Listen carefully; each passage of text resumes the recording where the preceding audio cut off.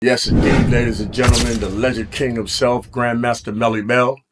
Uh, what I want to try to do is bring some kind of clarity to a situation that been floating around.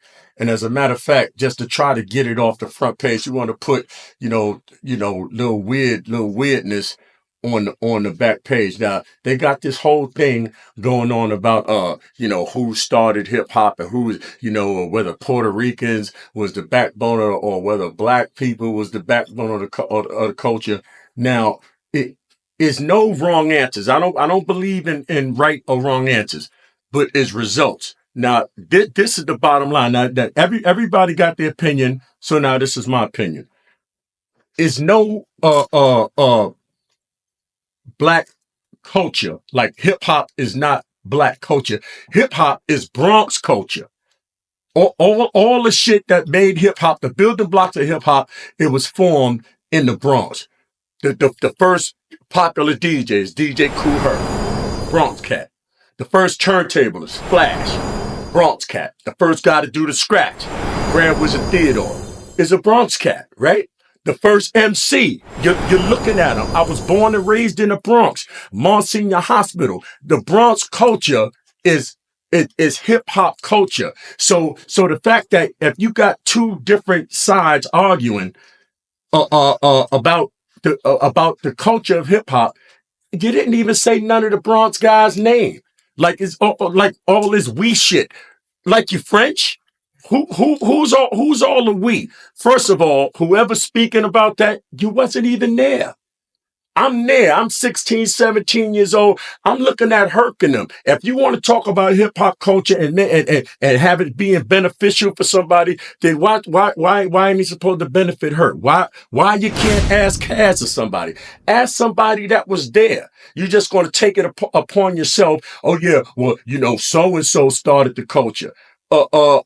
At the end of the day, the people wasn't even really behind hip hop like that. You want to know who was behind hip hop in the very beginning?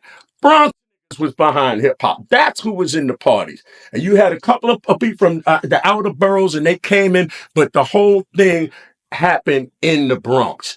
This whole conversation is supposed to benefit the true founders and builders of hip hop, but you never even asked them.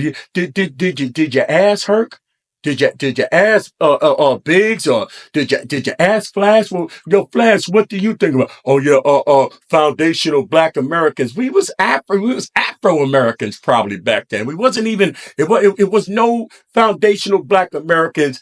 It wasn't the people wasn't behind hip hop other than the people that went to the jams in the Bronx. And let me just say this: when hip hop was first spoken, like in the connotation of it being something, it wasn't even a term of endearment. People, this is what people used to say. Now we just called it. We was just jams. We was just out in the jams. We jam. So now people would come up to me and say, Mel, you got to get a job because that hip hop shit ain't gonna last forever.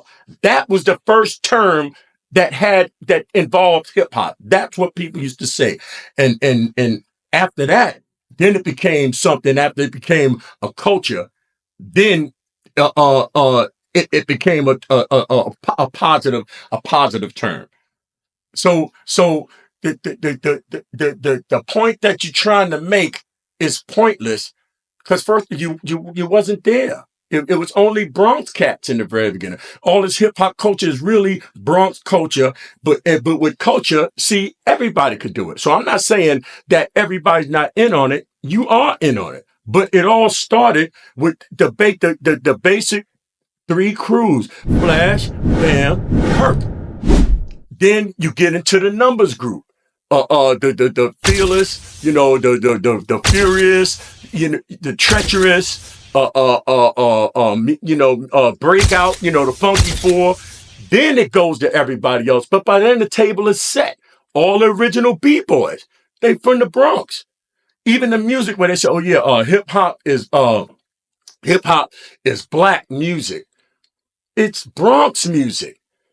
Everybody else's song, the go-to song in all the other boroughs, it was Love is a Message. The Bronx was playing Apache. That's what we was doing. Catch a Groove, all that. And if you look at the groups, the greatest, as far as I'm concerned, one of the greatest hip hop songs ever, which is Apache. It was a bunch of white boys and maybe one black guy. Most of the beats when Run DMC did Walk This Way, that was a hit 10 years. It's hip hop wise, it was new to the public at large, but hip hop wise, that's what we was doing. It was Bronx music that everybody else built a living around, and everybody else made even more popular than what it was. But it all started out. It was the X. And everybody took this. Wakanda took that. That was the Bronx. Look at the nickname of every other borough. Crooklyn, Moneymaker Manhattan, Shaolin. The Bronx was what? The Boogie Down Bronx. We was partying. I'm still a party. I ain't even go home yet from last night. This is what we do. So going back to what I'm saying, to have this whole thing racialized, hip hop is not divisive like that. We wasn't counting head. Oh yeah, okay, 9 niggas and 3 Puerto Ricans. We wasn't doing that. We wasn't looking at people like that. Sha Rock, the first female MC that really, she rocked with her. I didn't look at her like she was a broad. She was a good MC. When I first seen Crazy Legs B-Boy, and for those who don't know, I started out as a B-Boy. And I'm a second generation B-boy. It was guys that Trixie and Southside and them, they was B-boying years before, I was a kid. I was, when I'm 13, 14, it was B-boys. When the first time that I seen Crazy Legs, I didn't say nothing about Puerto Rican. I just said these guys, they hell of a B-boy. Let me find something else to do. And then we started MCing. You see what I'm saying? It's not a thing to be divisive. That whole thing, we gotta put all that on the back page. Who's Puerto Rican? Who's black? You know what I mean? That's not the issue. And the glory is supposed to go, like I said, to the creators. I can sit here and say I built the pyramid, and Hotep and them built the pyramid. I ain't built shit. If you could say black people build hip hop, you didn't build shit. You looking at one of the guys that did it. And I'm telling you what it is. It's not a divisive thing. It's not a thing that's supposed to bring people apart. It's not a thing where it's all this friction. It's a thing that, we jamming, we partying, we all in the same room together. We all on the same stage together. Of course, it's competition, but at the end of the day, it is music. I'm going to address the 300-pound white elephant in the room. What do we do about Fat Joe? And the answer is not a thing. You do the same thing that when he said that did when he said it around. Cause now you can like Joe, you can not like Joe. Joe's a Bronx. Joe ain't no outsider. He's a Bronx nigga. So at the end of the day, if it's a Bronx digging from the crate crew or somebody, you call Joe, yo, Joe, you wild and whatever. That's all that internet shit. See, that's that girl shit. You could say Joe, but when you see Joe, you gonna puff your chest up. You gonna get husky and say Joe. No, you're not. You don't gotta like Joe. Joe, my nigga. Joe, my nigga. Anytime he do something, you see your Mel, man, come on out here with me. You see what I'm saying? Like I said, anybody could say something you don't agree with. We men. All that internet. Oh yeah, you're gonna pass around a petition. Like what the f you gonna send them to Guatemala or something? You're gonna send them to Guantanamo Bay or something? Anybody got an opinion. See, really, I don't really have a dog in the fight. I know I was there. I know everybody else that's talking about it wasn't there. But the thing, as far as that personalized it for me, was that I read and it was in one, and they called Joe a white Puerto Rican. I don't know about all that. He's Puerto Rican. What do we do about Fat Joe? The same, like I said, the same thing that you did or that the guys did when he said what he said around them. You do the same thing that they did. Not a thing. He said what he said. You agree with it? You don't agree with it? Joe's a Bronx nigga. That's my nigga. Big shout out to Scorp. And big shout out to Peter Guns. And just like in the words of Peter Guns, if it wasn't for the Bronx, come on, man. Come on, man. Everybody ate off this shit. Hey, look at me. I ain't doing bad. I ain't doing bad. Everybody ate off the shit, but if it wasn't for the Bronx, and you gotta remember that, and you gotta respect that. All like I said, we gonna put all this shit on the back page. Y'all could keep doing girls on the internet about who said what or who shot John, but you ain't gonna be husky when you see these niggas. So stop. The hip hop culture is Bronx culture. There is no hip hop. That's second. The initial culture is Bronx culture. It's something that Bronx niggas put out to the world that turned into hip hop. We gave that to y'all. Everybody could win. But who's the first MC you said? You're looking at just the man right here, the legend king himself.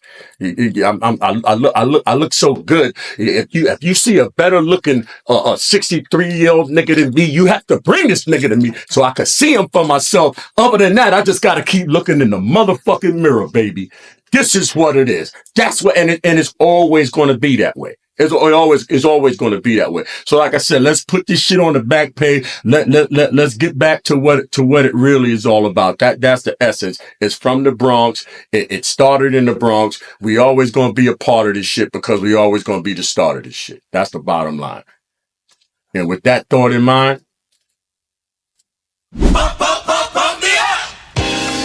then you say, there is no cure for this rockness.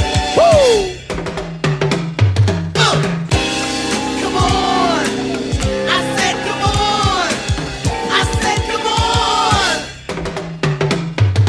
Rappers might be willing, but they ain't able, cause I was that king straight from my cradle. I screamed and hollered and shook my rattle and dreamt of defeating them all in battle. There wasn't no food in my silver spoon, so I grew up hard and I grew up soon. I'm a righteous king, but I'm hungry too, and I eat up chumps that rap like you. Then I met this shark and his name was John. He was biting my rhymes like y'all bite yours. I started writing my rhymes, the shark grew and grew, but I was writing more rhymes than the shark could chew. The shark got sick and then he exploded, cause he didn't realize that my rhymes was loaded. They flew in the air and into the sea, and the whole universe knew the king was me. Come on, I said come on, I said come